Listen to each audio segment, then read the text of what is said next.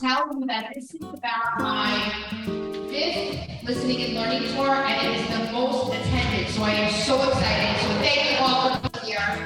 My other ones, it was like I had a party and nobody showed up, so I am so happy to see all of you here tonight.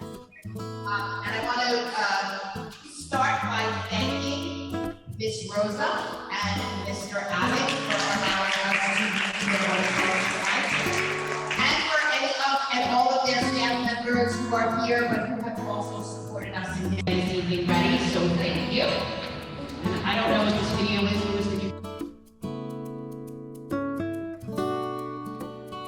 I didn't know there was sound.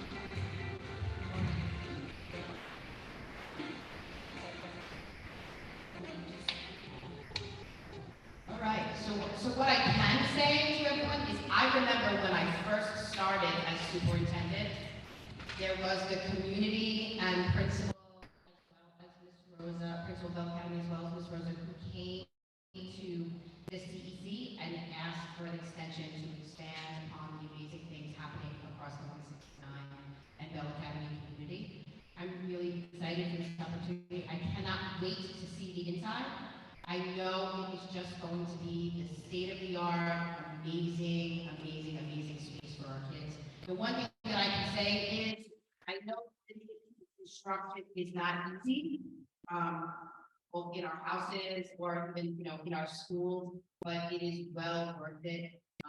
SEA does beautiful buildings for our students and staff, so I really can't wait for that opportunity.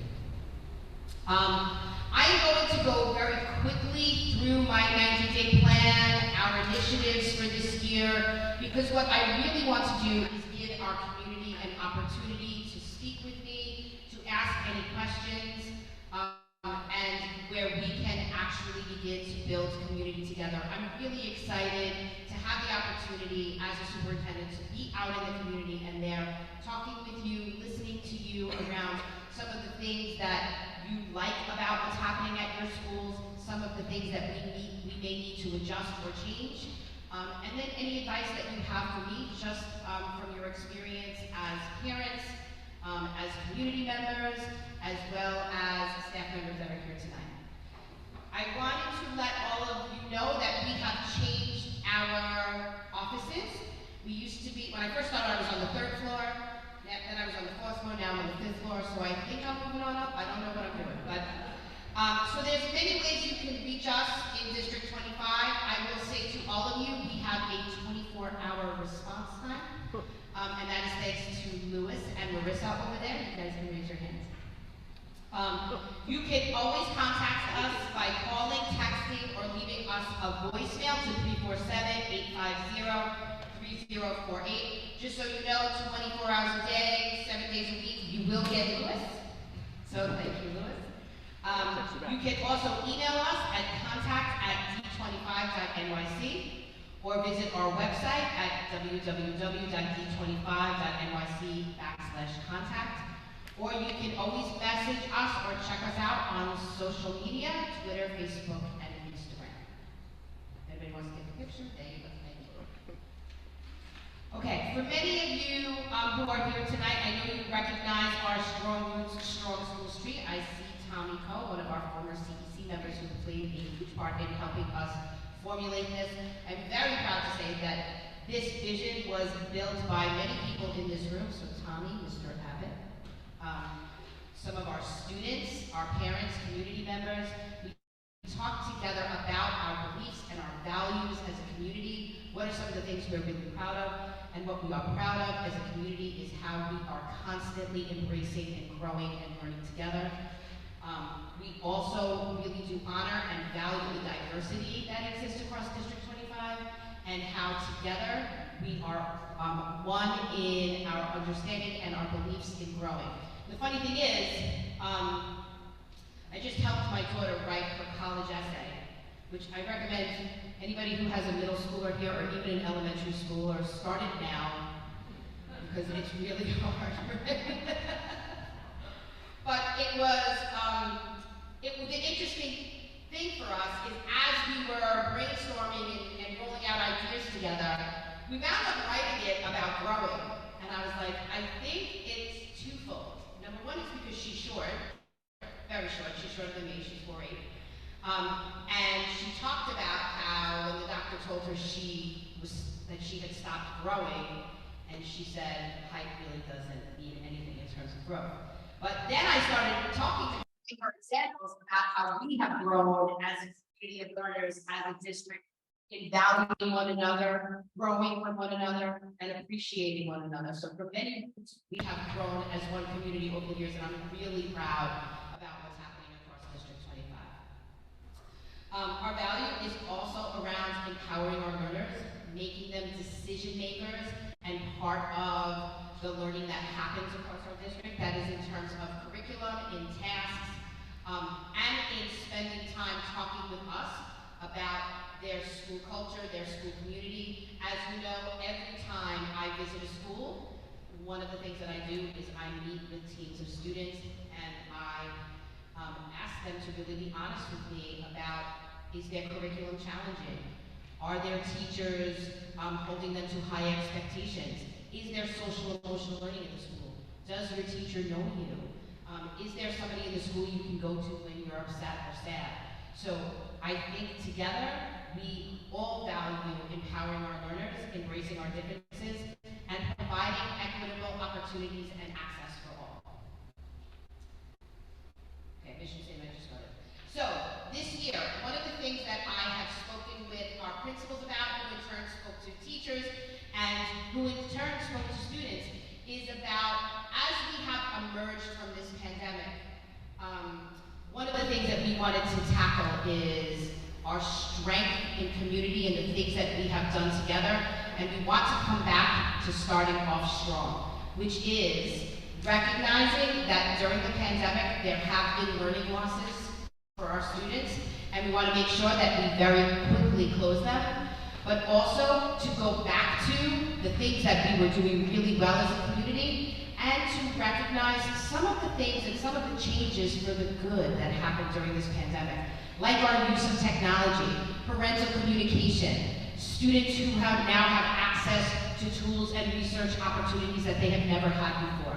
So that is one of the things that I will talk about a little bit later in this presentation, but I will say to you, I was very, very proud of our schools in the way that they welcomed back our students, the way they talked about how they missed them, the excitement that our students felt. If there's any students in the room today, and you wanted to actually comment to me about how you felt returning to school, did we do the right thing? Did we let you guys know that we missed you so and we wanted you back and we're ready to learn? But what I also think is really important for you to know is here are some snapshots of the ways that our schools welcome back kids. And I keep saying about how Mr. Abbott got his kids all sugared up, right? Got some ice cream going on here. I wasn't invited to that, so make sure that somebody calls me next time there's ice cream. But we were also fortunate to have people from across the city who recognize us for our strengths and the things that we do really well in District 25, and they wanted to come here ready to start a school. So our chancellor, two of our deputy chancellors, and our comptroller came to visit during the first 2 weeks of school to spend time with students and staff. And we were happy to welcome them. So another thing that we're really excited about is the district has a new team. So for those of you who did not know, the superintendent's office really worked in collaboration with schools and other offices across the city in order to get supports for our district, and we are really, really excited that Chancellor Banks has assigned people to work directly with us in supporting our schools and our families and communities. So I wanted to introduce all of you to our new team members. So for those of you who know, I'm Community Superintendent. Dr. Michael D'Antona would have been here tonight, but he is stuck in Orlando. Oh, there is he on? Hi, Dr. Mike. He is safe, but he did have to wait out the hurricane, and his flight just got canceled for tomorrow, so we're a little upset about it. But we are excited to have him back next week. Beverly Mitchell is our Executive Director of School Supports and Operations. She is supporting us with all of our facilities concerns. She will work alongside our district facilities managers as well as supporting us with SEA. And she is supports of student services and community affairs as well as our leadership pipeline. Then we have Louis Latito, our field support liaison. So Louis really does so much for our office, but his main job is to make sure that he liaises between the community and principals as well as our citywide agencies and the principals. So he is just a wealth of information for us all. Then we have 4 instructional leads that support our school with curriculum and development. So Debbie Winkler is our teacher development and evaluation coach, which supports our principals and our teachers in the rollout of the citywide evaluation system as well as the Danielson framework. We have 3 instructional leads, Anna Arrigo, Angelique Hewitt, and Melinda Willens. Melinda is working specifically with our middle schools in terms of literacy and social studies in rolling out in our Civics for All initiative. Anna is our instructional lead for our early childhood as well as K-5 literacy, which you'll hear me talk about in a little while. And Angelique Hewitt is a support for all our schools in literacy, but also in the work of MTSS and AIS support plans for our schools. We have Michelle Lee, who is our Multilingual Learner Service Administrator. Michelle Lee was a teacher in one of our schools, 163. She helped design, promote, and continue to flourish the dual language Chinese program, the Mandarin program in 163 that is recognized across the city as well as the country. There are many people who come to visit the program that Michelle had started, and she is also now going to work with our communities and our different schools in supporting their dual language and transitional bilingual programs, as well as supporting our English language learners, teachers and other teachers in supporting multilingual learners across the district. We have Arifa Khan and Danielle Bergman. They are our AIS supports for early childhood AIS to help our schools in making sure that we are living up to the Chancellor and citywide and statewide vision of all students reading on grade level by 3rd grade. And Diana Stein is our instructional lead for physical education and health and wellness. We have Tracy Vaughn, who is academic policy performance and assessment to make sure that all of our students are programmed appropriately, as well as for our state mandates, and that includes our multilingual learners as well as our special education students. And she is also supports for our school and families in terms of academic policy, as well as compliance requirements. Then we have Nathan Yakubov, and I'm really excited to welcome everyone to the team, but especially Nathan, because I know many of our families have called around concerns about the special education needs of their students, and for the first time in a long time, we now have an administrator of special education who is there for our schools as well as families. So welcome Nathan. Then we have Richard Braun, who does very similar work as Nathan, except for our English language learners. And what's Gary's last name? I can't see. I mean Greg's last name. I just hired him. Thank you. Greg Yankovic is our student service manager. He supports all of our work with SEL, as well as our school counselors, and our restorative practices in the district. I guess I'll get to know him soon. And we have Minyi Chung, who is our district-wide social worker. She provides capacity building support for school practitioners, which include our social workers and school counselors, but she also is a support for families around prevention and intervention strategies, as well as at-risk and connecting families with community-based organizations. For those of you who don't know Esther, she is our family leadership coordinator. She is the person that I always say, when you call District 25 and you ask to speak to the superintendent, they will give you Esther, and just so you know, when you speak to Esther, yeah, I see you, you know. When you speak to Esther, you are speaking to me. Esther really does honor parent time and parent concerns, and if I am not in the office, I can promise you she will find me and make sure that I hear your concern and she responds to you. So I know a lot of times people will call Esther and say, no, I want to speak to the superintendent, and she will take a message and give me that message, but know that just sometimes, like today, for example, I was not in my office at all. So Esther is always there, and she will hear your concerns and make sure that I hear them and respond to them as well. Then we have Marissa Martin, our community coordinator. There's Marissa there. Marissa actually is new to our office as well, but she has done a tremendous job in planning things such as this listening and learning tour. She is also our representative in communications with our local elected officials and other community-based organizations. And Janet Ayala Capo is my administrative assistant. Whew, that's my whole team. All right. I do want parents to know that my office does have communication in Spanish as well as Mandarin, and if there is anyone out there looking for a position, we are hiring a family support coordinator, and we are looking for someone who speaks additional languages, especially Mandarin. So if anybody is interested, please feel free to reach out to my office. Okay. So my listening and learning tour 90-day plan, I have a copy of it for you here. I'm not going to go over it in detail. You are free to read it, but it does talk about the things that we'll do this year around our values of excellence. That has never stopped and never ended. We have always expected excellence from our leaders, from our staff members, and from our students. We are continuing our work in honoring the equity and diversity of our families and our community members. I do believe that it is the responsibility of us all to understand the cultures and communities that we serve. We will continue our focus on wellness and safety as we emerge from this pandemic. We know that many of our students are in need of social emotional supports, and we're working to support our schools now more than ever to make sure that our students have access to that, and in continuing our work in empowering learners.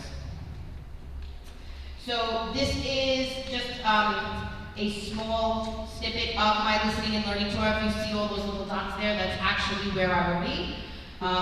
It will, if you are interested in knowing, so if you look this up tonight, you'll see that I'm here. But if you ever want to know where I am on any part of the tour, you can look me up at d25.nyc/events. Okay, so one of the things that I had spoken about earlier was our commitment to starting off strong. And the way that we're going to do this and the expectations that schools have had in place already is that one of the things we want to do is look at a variety of data sources to make sure that we are channeling the learning that needs to happen across each individual school. That does not only include learning loss, it also includes continuing our work with acceleration. Our schools have been working to do the strategic review of data together, to target areas of need within each individual school, to research possible solutions, and to organize professional learning. And then the really important part is to allow time for our teachers to implement new learning, to assess that learning, and provide feedback. And then as a district, we will be gathering feedback around this work. One of the ways that Dr. D'Antona and I have been ensuring that our schools are on track to do this, to start off strong, to make sure that they know their students well, both socially, emotionally, and academically, is we've been visiting each school and engaging in one-on-ones with all of our leaders, talking to them about the needs of that have been revealed in their data, their professional learning plans, and the ways that we can continue to support our schools so we can move forward. Here is a visual of our expectations, that schools are analyzing data, and our big focus this year as a district is on reading. And and I'll speak about that in a little bit. We are going to continue our inquiry process through our equity visits, and during that time, one of the things that we strategically review is students who are performing outside the sphere of success to make sure that we are targeting their needs through MTSS. And we are continuing our work in ensuring that culturally responsive and sustaining education exists across all of our classrooms. So, our areas of focus as a district. In our grades K to 3, we are doing work around learning to read and what goes into learning to read around the 5 pillars of reading and focusing on foundational reading skills. Many of our schools are receiving additional training in the Foundations program as well as Haggerty. We have about 350 of our teachers in early childhood and some whole school being engaged in letters training, which is about reading and the brain and really exploring what happens to a child as they're learning to read. One of the things that, for those of you who are parents of 169 should know is that Ms. Rosa is a huge part of setting the professional learning agenda for our district. So she has really done a lot of work with us on ensuring that we are choosing the right professional learning options for our students. And so letters training did come from conversations with her, so I want to thank you, Ms. Rosa.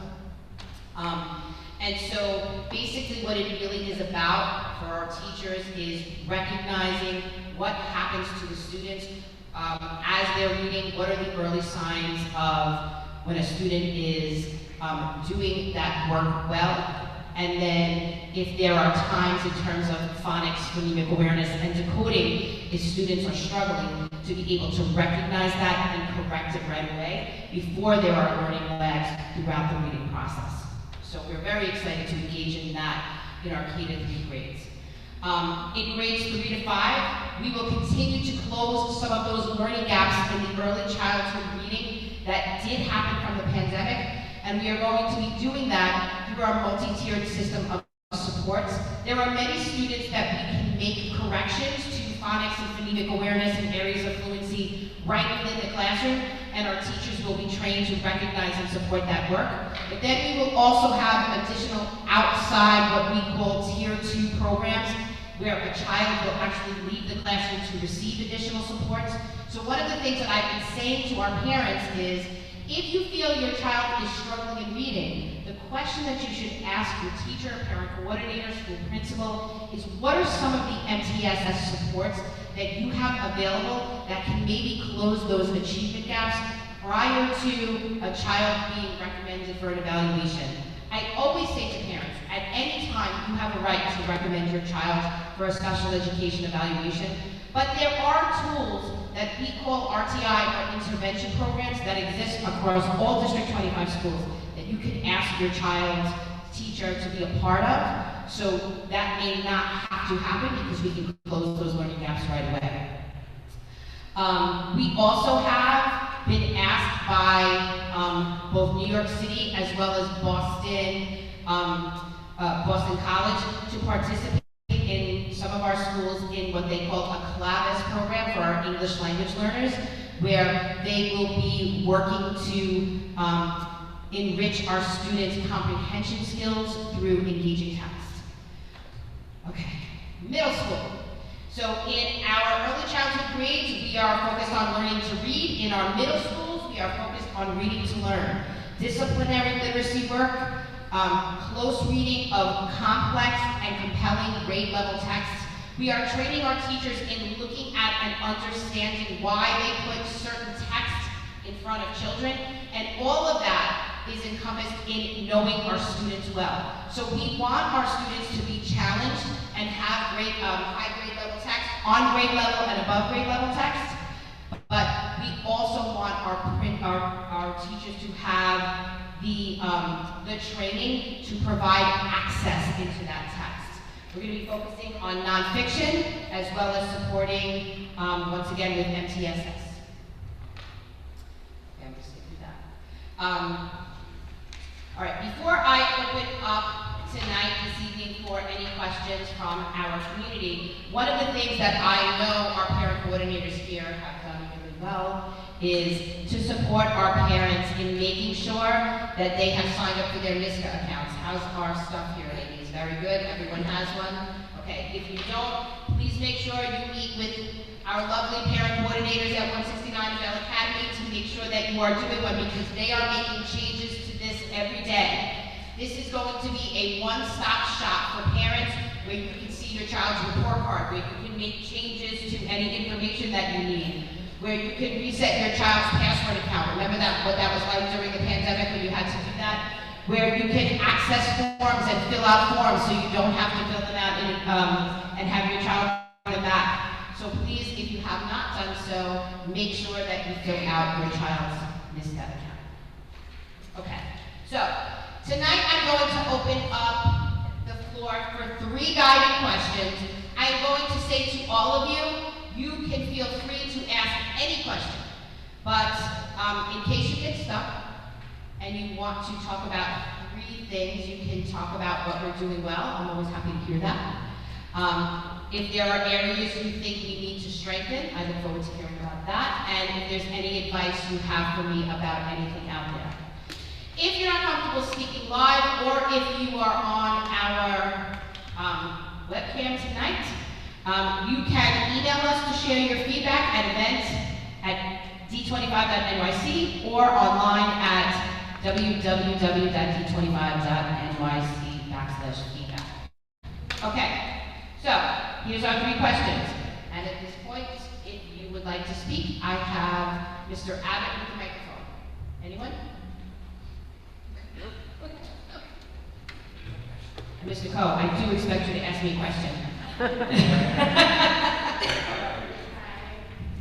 Good evening. Good evening. I just wanted to know, why are there more gifted and talented classes across the district?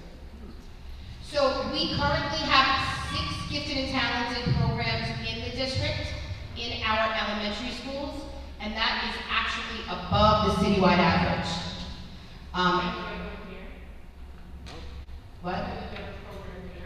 So the gifted and talented programs have already been assigned by the city.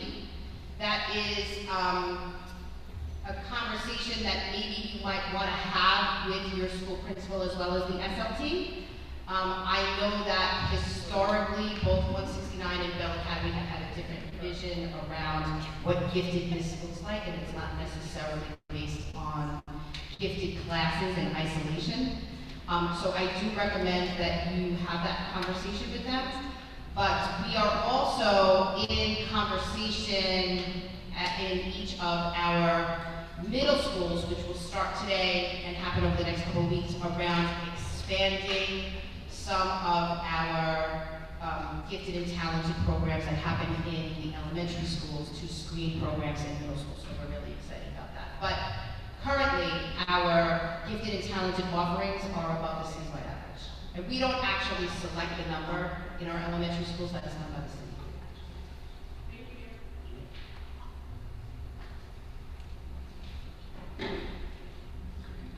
Good evening. Good evening. I'm mom, and my daughter is a 5th grader from Year 32, and I just read from news today that the middle school admission will open October 26th, and how to spring will be up to you, district-wise. So Yeah. I'm wondering what's the policy. So some of the work that we are engaging in is, today I had a meeting with all of our middle school and K-8 principals, and we are going to start by engaging each of our school leadership teams. Now, on our school leadership teams is constituencies from all different community members in a school. So you have parents that represent you, you have teachers, and you have administration. So we're going to talk about whether or not a school would like to consider opening a screening program in their school. Each individual school has like a different culture, community, and things that they believe in. So for example, and I'll speak specifically about Bell Academy. So Bell Academy is recognized across the globe, and really across the globe, as one of the best run school-wide enrichment programs in the world. So I think in a couple of weeks you have somebody coming from the Netherlands, right, to come see your program. school-wide enrichment model is an example of a gifted program. So I won't actually get into the full details of why that is considered that. That's something that Mr. Abbott can really speak to the community about. So what each individual school is going to do is make the decision as to whether or not they want to be considered to have a screen program. On November 12th, I am going to be presenting the CEC all of the information that October 12th. I'm going to be presenting to the CEC all of the information that I've received from our middle schools and the decisions that their SLTs have made around taking part in screen programs. And then I will submit those recommendations to the city for feedback to see how many programs that they are willing to give to us. What I do know is currently the process to getting into a screened program across the city is going to be the student's core 4th grade subjects. So that will be the determination, and students will be placed by the city in schools that have screen programs.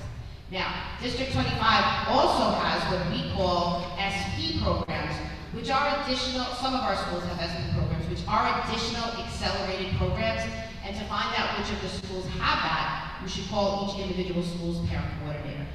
We also have some of our schools, and 185 is here today, so we see Ms. Bouchard, thank you. And a few other schools, including Bell Academy, which has what we call our Regents Readiness programs. In 185, students get to choose by 6th grade whether or not they want to take on the challenge of having access to multiple regions. So I know that there are sciences, there's math regions, social studies regions that are offered, and what the school does is they engage in conversations with the child and the parent really around the child's academic level in 6th grade at that time, and then they set up an instructional plan to prepare them to ensure that they can take those regions by 8th grade.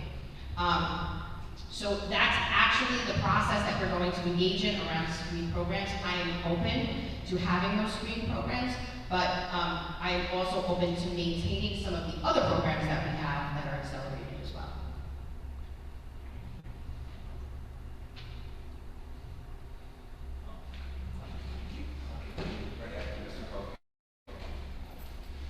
Mr. Coe, listen, next month we're going to be talking data, so I want to make sure that you're available.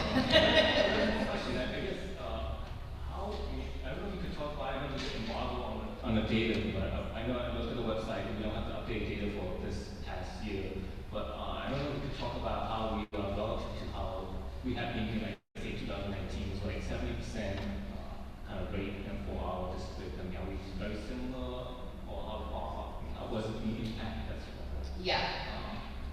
And can I just, before you answer, can I just kind of make 2 comments, I guess? If you, one is I think I'm encouraged by the fact that when we open up school and the kids are going back to a lot of normal, the resiliency of the kids and the job that all the different schools have done. I mean, SLT at high school and SLT at Bell Academy, I'm encouraged to see how normalized some of these are. That a lot of kids have come back, and granted that there are some portion of the kids that will need extra help and things like that. I'm kind of encouraged, like, for 3 weeks that come back to normal. So I think everybody did a great job for the perspective, including the parents.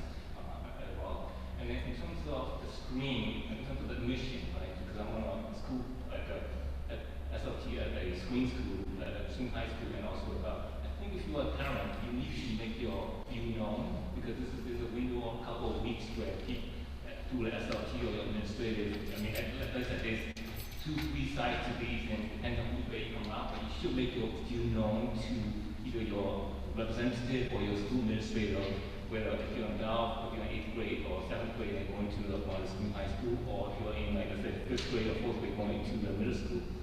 So you should kind of reach out to the administration, to the district, and to your SLT parents to kind of show your view, because I know there is more than one side to it, and depending on who your kids are, which parent it is, you should be proactive, and this is your chance to try to be proactive now. Because last year, everybody came and complained after the fact that there was passing in March, and then you couldn't make any changes afterwards. So you need to kind of be early and late.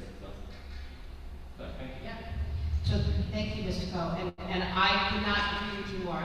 And I hope the community does know that this is really a collaborative conversation. So when we say that the SLT is going to be a part of this decision, it is about consensus, right? So it is a process where there is a discussion around the needs of the school, the needs of students, and what would be the best decisions made for that school. So I absolutely agree with you. And I also agree with you in what you're saying, that sometimes that happens in District 25. Like parents wait things out, and then after the fact, they have concerns. So you are absolutely right. Now is the time for you to voice your concerns, both about screen programs in our middle schools, but also about the high school application process as well. So to answer your question, I will say that there have been learning losses across the state, across the country, across the city, and across District 25. You will find when we do our official data presentation that our learning losses are relative to other schools across the city. So if there was a 5-point difference between District 25 and a certain school, that remains. You will see that our English language learners actually performed above average, and we were excited about that. But we still need to focus on math. We need to focus on 4th and 5th grade reading. Our middle school students did really well in comparative to our elementary school students, which is why the focus on reading in both early childhood as well as our upper elementary grades. But the learning lags are relative to what you would normally have seen in a data presentation, just in terms of our rankings. But I will make sure that Mr. Abbott lets you know when we're doing that data presentation, because one of the things that we love about Mr. Coe is he challenges our thinking, he aligns our data to our goals, and he also makes data corrections if there are any data points that are not clear. So I want to thank you for your leadership, Mr. Coe. And just so you know, I know you know there's a seat on the CEC. Okay. Another question. Hi, thank you. Hi, good evening. I have a comment and a question. The comment is just to thank both 169 and Bell Academy for their communication throughout. They keep the parents engaged, and we are kept abreast of what's going on in the community as well as the schools, so thank you for that. And then my question is, pre-COVID, pre-the-pandemic, we had in 169 technology program, but we since don't have it anymore, and a lot of our kids really enjoyed it, so I was wondering how can we get technology back in school? So I can actually, I don't know if you wanted to speak to that, but I do know that one of the things that Ms. Rosa and I have spent a lot of time talking about, and other principals from across the district, is kind of what we've learned in terms of school and career readiness and the use of technology. So we have found now that there are computers in students' hands all the time, how we can utilize them across all classrooms every day, not just in isolation for technology. I do know that Ms. Rosa and I were actually just talking about building what we call like maker spaces and different types of technology opportunities at her school. And she also does have very good relationships with our local elected officials, and we'll be asking for resume money to do just that. But I didn't know, Ms. Rosa, if you wanted to say anything else.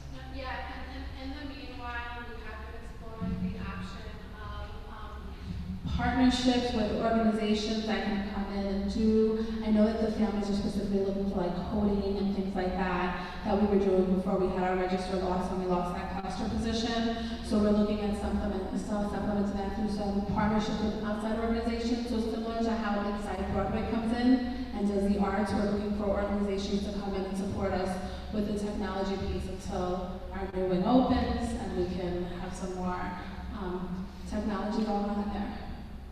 And some of the things that many of our principals have been doing, we've been building relationships with our community-based organizations just around them supporting us and funding some of those programs too, so they're available not just during after school, but across the school day as well.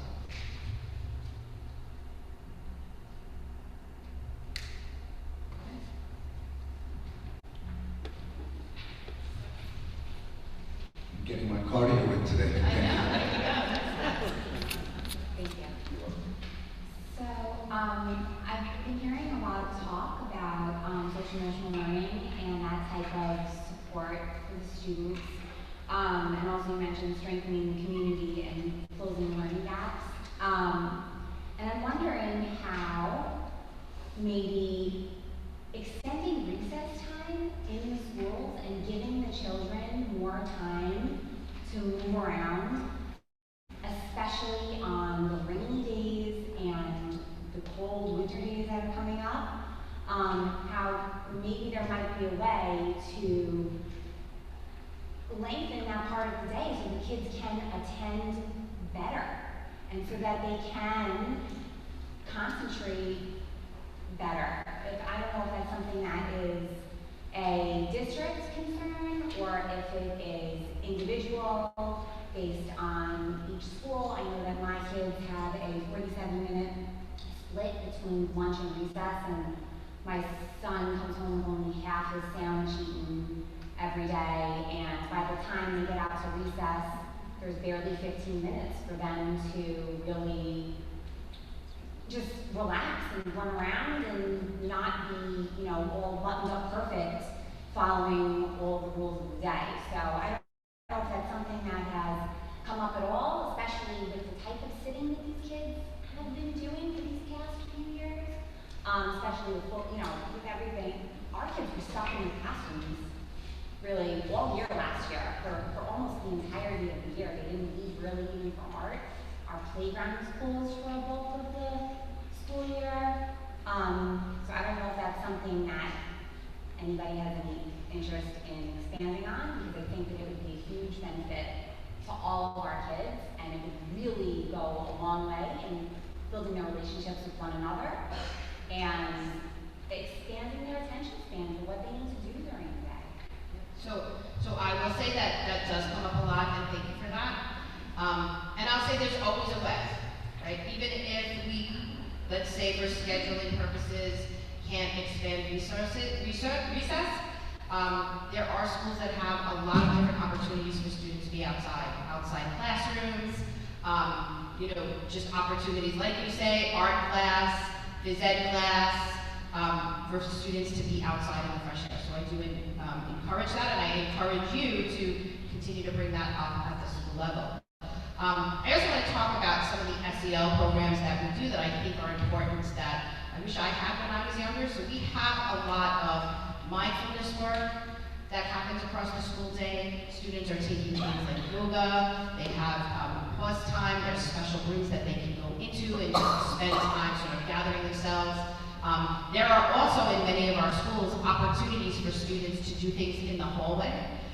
So if they need that time to kind of get up and move around, there's different types of spaces for them to follow where they can do things up against the wall. So I think, as you say, there was a lot of times during the pandemic that students sat, and what are some of the ways that we can get kids moving more? I know, and I keep talking about 169 for Ms. Rosa, but I do know that one of the things that Ms. Rosa and I were talking about prior to the pandemic that she was able to get for students were stand-up desks, right? Where certain students, and we did that by interviewing them and saying, like, if we put stand-up desks here, would you be able to sit and would that be an opportunity for you? So I think many of our classrooms have them here. I also think it's about communicating to kids and with kids around some of the things that they need and certain times of the day where we could do things a little bit differently. So thank you for that. And there's administrators to hear you, and I know Ms. Rosa wants to make a comment, but no? Oh. Yeah, I just wanted to say, here at 169, we do have the standing desk, the flexible seating, calm corners in the classrooms, calm spaces around the building, sensory activities that kids can do in the hallways, in addition to their daily recess. And also, each grade has an additional outdoor time for just that, to have that extra outdoor time. So for 169 parents, feel free to reach out to your teacher and talk about how they're utilizing your additional outdoor space.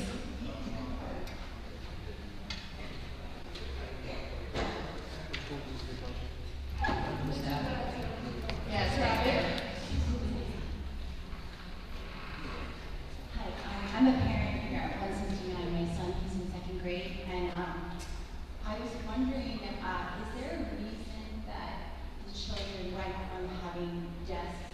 to tables, where we have children who are, second grade, who are sitting 5 to the table, and they're smaller tables, when we were just for the past 2 years sitting 6 feet apart, and now we have children that are sitting very close. And I'm all for it. I'm a teacher also in the district. I don't know if this is part of like a flex seating situation, or if there were tables, or desks, or what the plan was. Yeah, so I actually want to thank Ms. Rosa for being here tonight with me. So if you go through 169, and I do invite you to connect with your parent coordinator to do that, you'll see that across 169 there's many opportunities for flexible seating. But one of the things that prior to the pandemic that was very successful for students, and they love to do that, was to be able to work together in groups. The younger kids had a little bit of a difficult time moving their desks around, so I know that that was why they purchased tables, sometimes round tables and the other types of square tables that they can work together. But if your child is struggling and would want their additional seating, there is multiple opportunities across the school for flexible seating. And does it feel that way? Just because we have communication with teachers, and we love Craftdojo. We love it. Our teachers are always sending us videos and pictures, and it feels like a wonderful relationship that we have with our teachers and with the school. It just feels there's something to say for a student that has ownership of their own space, and it feels that at this point in time that there's a lot of space in the classroom and not as much space for the kids to do their work independently. Or I don't know if this is just part of the beginning of a plan where more tables were being brought in, or more desks, or it just feels that especially by December, second graders, they go through those growth spurts, and some of the children in the pictures and videos we see, that they're already too big for the table, or they're already, feeling a bit cramped, or looks uncomfortable. So, just as a parent, I'm just curious, is this going to be part of like another, like flex seating approach, or is this going to be for the year? Well, I think that's something that Ms. Rosa could spend some time looking at the second grade classrooms. I will say that it could be just the way the classroom is organized, and that would be individual teachers' decisions to do that. So I think you can spend some time talking about that. Like I don't go into every classroom and see like a standard classroom setup like you were talking about. It would depend upon some of the different types of activities that a teacher would do. Prior to the pandemic, we were all tables to foster the cooperative learning and the flexible seating. And then during the pandemic, because we had to space apart, we grabbed desks and found desks and put desks together. We went back to tables, and actually, we'll talk. We're very open with the second grade teachers in terms of like what's working and what's not working, because most of the classes have, they have scoop seating, they have yoga mats, they have different options for students. And the those tables allow them to make space for those different options. So today we visited, someone from the district was here, we were visiting classrooms, and we saw kids seated, they tell them go off and write, and they have like lots of space to do that. But we'll definitely talk to the teachers and see if there are any kids who need different options. Yeah, that's no problem. And then I think it's also important what you're saying too, is that, in terms of our learning, we were very used to having our desk in our physical space, but students today have many different ways that they organize themselves in terms of physical space. And especially students that are using technology more often than we did, so they may not need all of those things. But if you look around the classrooms that I know from being at 169, there's many different areas that students' work is stored that they have access to and they know where that is. Collaborative learning is just one part, and I do think and agree with you that at a young age, students should be aware of their physical space and ownership of their learning, which we value.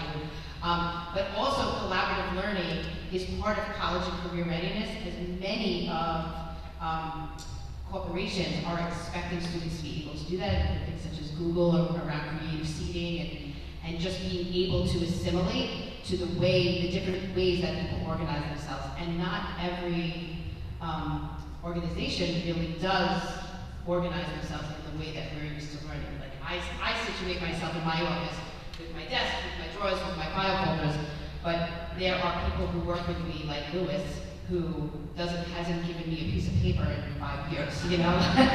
So I think it is really a combination of both, and how we manage that together as families and teachers, as well as doing what's best for students, and part of that is hearing from them too. No student should outgrow their table, right? Like, kids shouldn't, and I know that from being a middle school person, where I had some desks where some of the boys grew too quickly and their legs didn't fit under there, so that's part of it too, and I think, especially now more than ever, we need to value growth and make sure that there's enough space and room for our kids to be able to learn in the best way possible.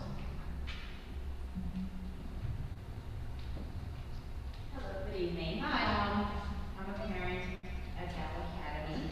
My daughter is an 8th grader going into high school.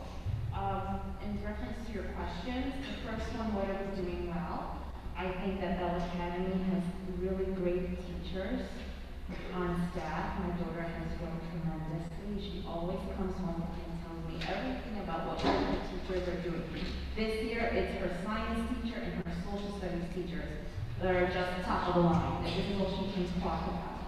Last year, it was her music teacher. And granted, these are not subjects that she's loved all her life, but the teachers are bringing it to life.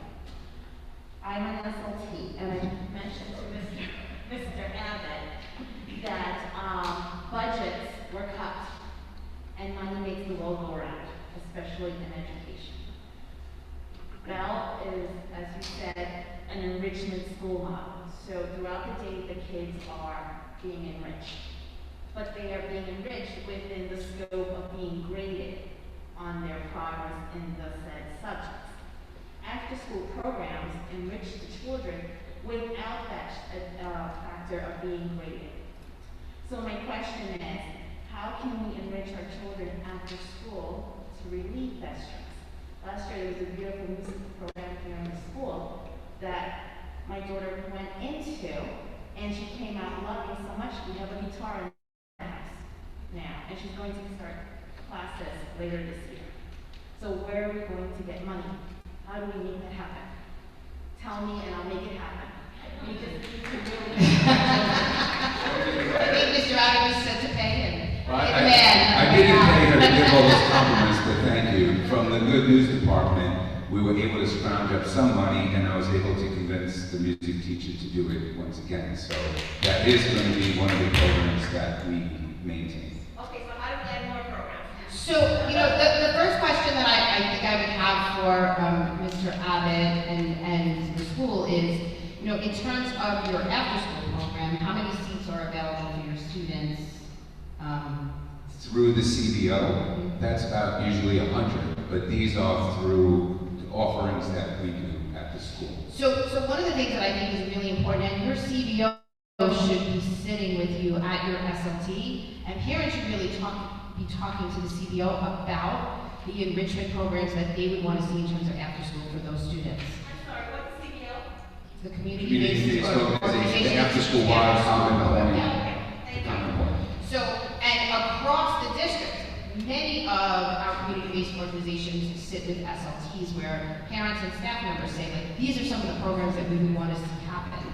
Additionally, once again, I know that Ms. Rosa and Mr. Abbott have really amazing relationships with our local elected officials who also give CASA grants for after-school programs. So, as a parent, you might want to reach out if your local elected official is in this district, which would be Vicky Palladino, and talk to them about maybe considering providing Bell Academy with some funds for after-school programs as well. Let me know what needs to be done. Thank you. Thank you.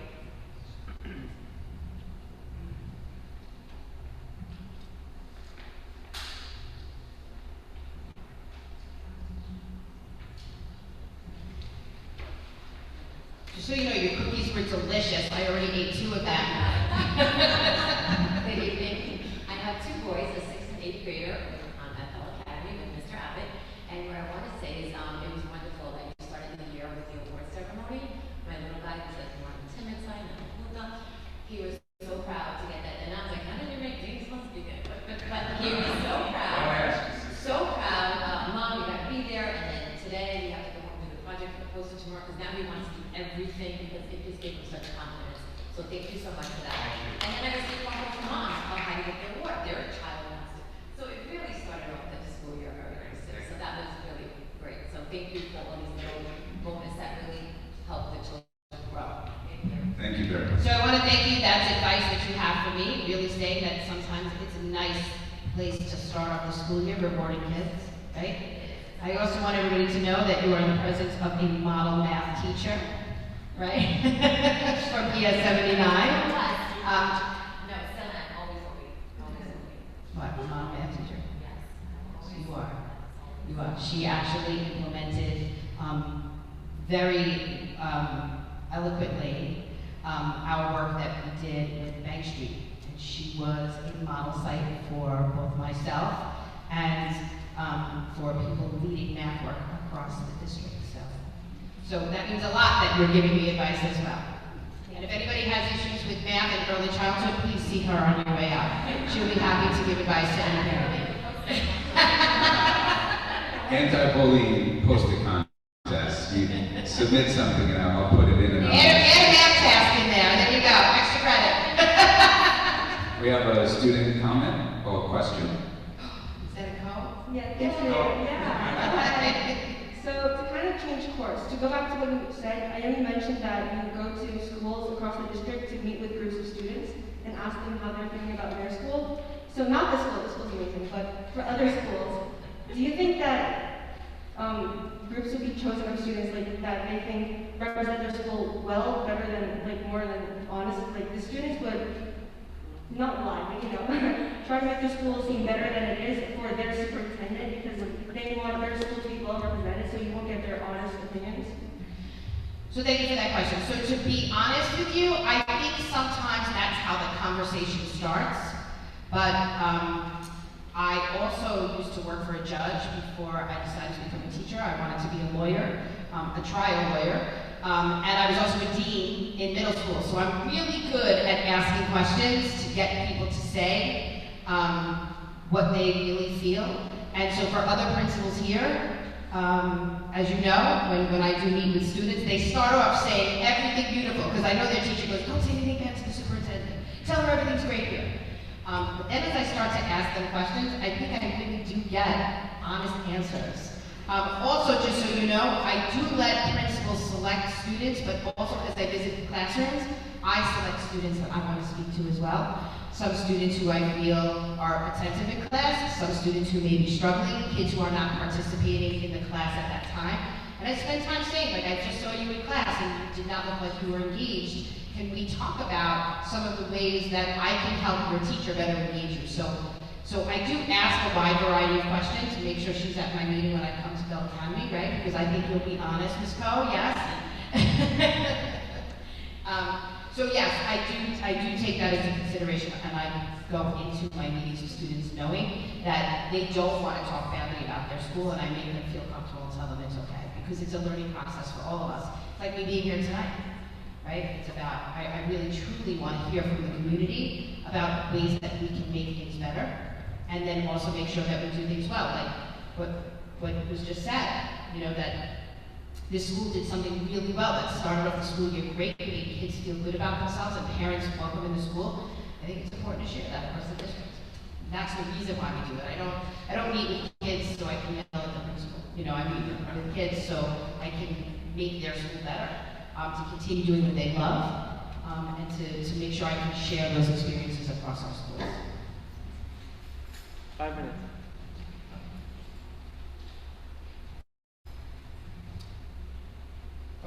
Get the questions, comments in now.